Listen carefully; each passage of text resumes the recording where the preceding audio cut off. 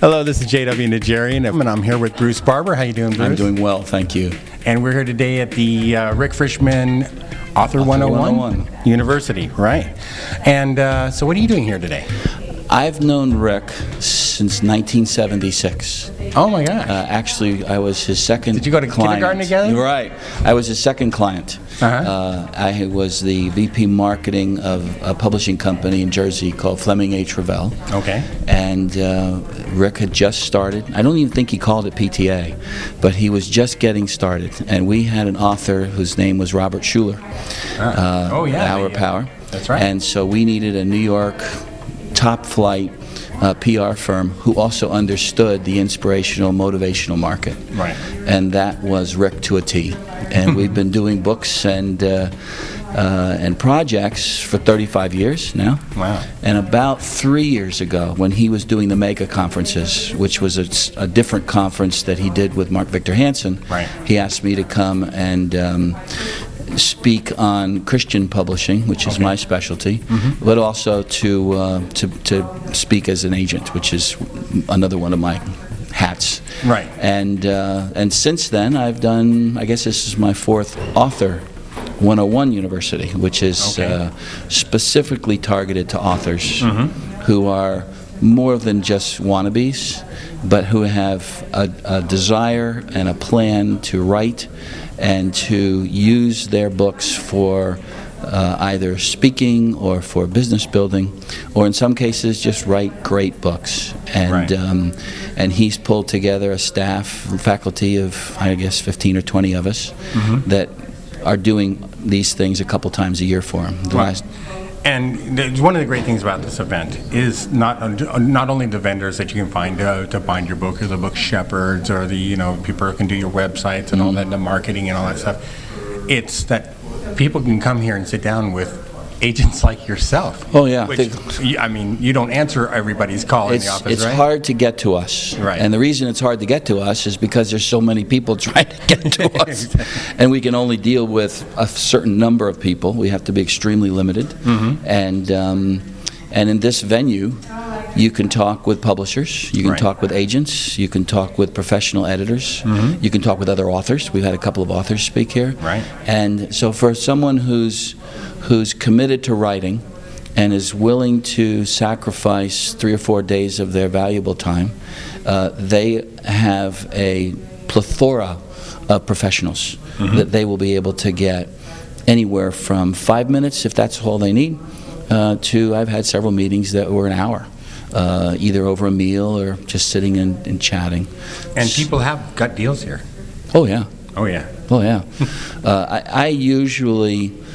I usually sign, and there are about 250 people here, so they range between 250 and 300. Right. The one in Vegas is a little bigger because it has a little more space. It's just a smaller room, right? But about 250 to 300, and I might sign 2 or 3 out of that.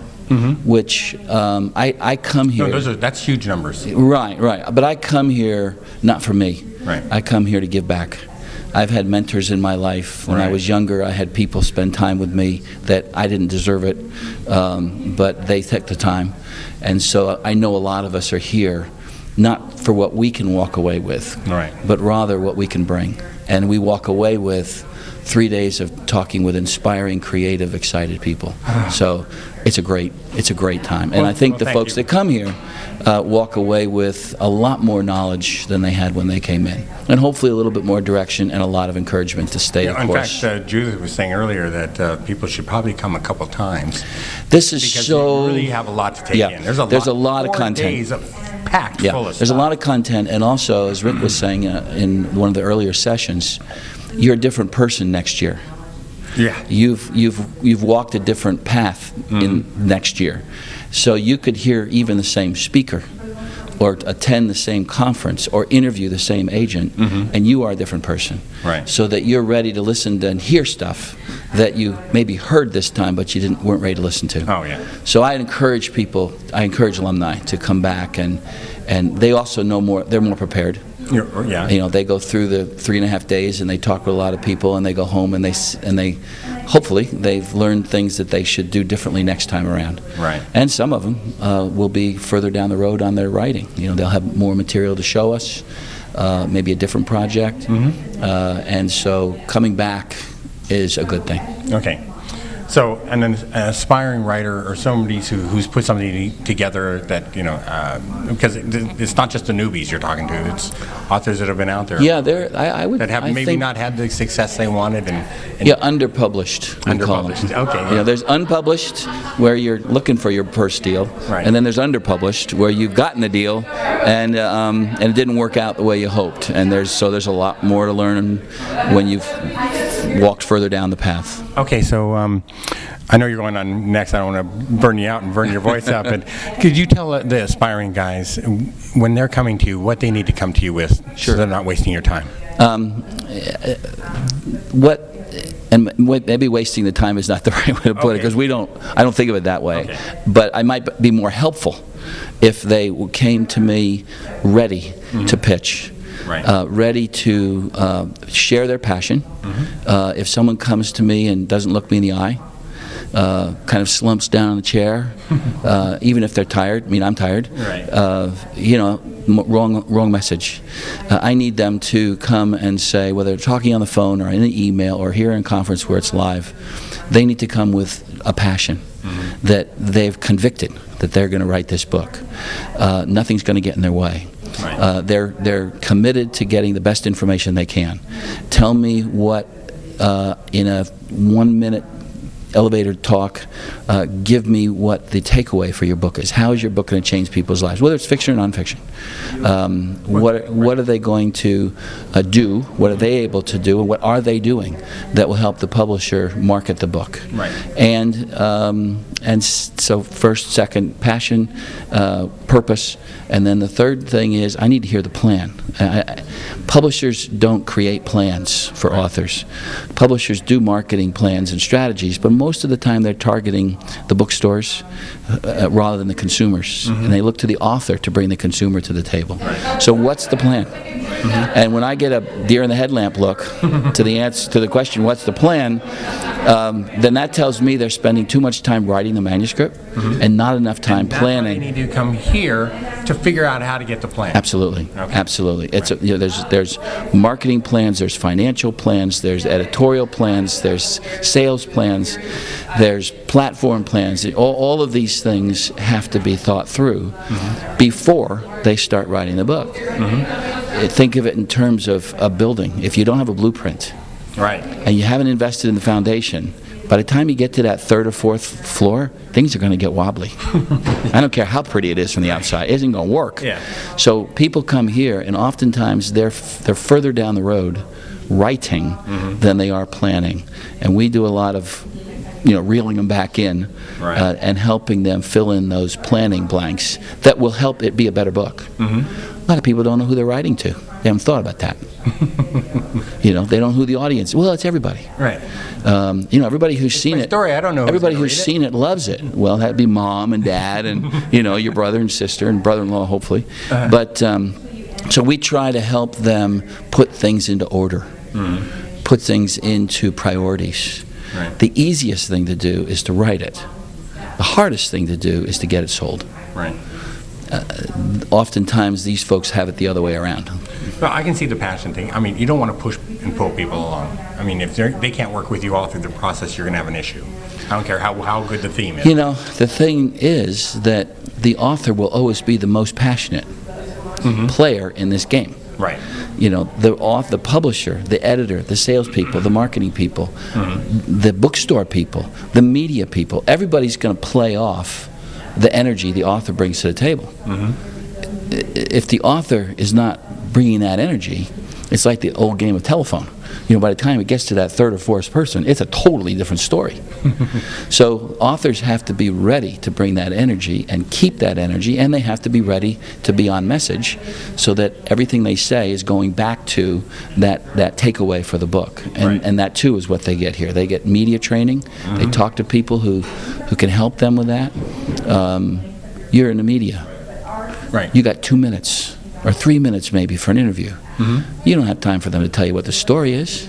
You have time for them to tell you how it's going to change your life. Yeah, there you go. So that's a coaching thing, because authors want to talk about what they've written, not what it's going to do to people's lives.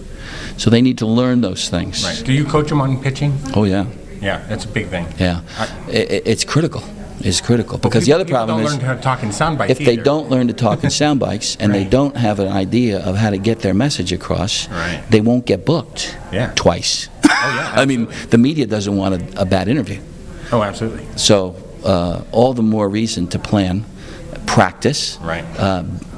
We can always follow up. They can give us phone calls. They can send us stuff to look at. We can critique it. Part of what we do here, which I think Rick mentioned, which he should if he hasn't, is if you're an attendee here. I haven't talked to Rick yet. So Okay. Well, if you're an attendee, you put Author 101 in your subject line, and every one of the faculty will read that and reply.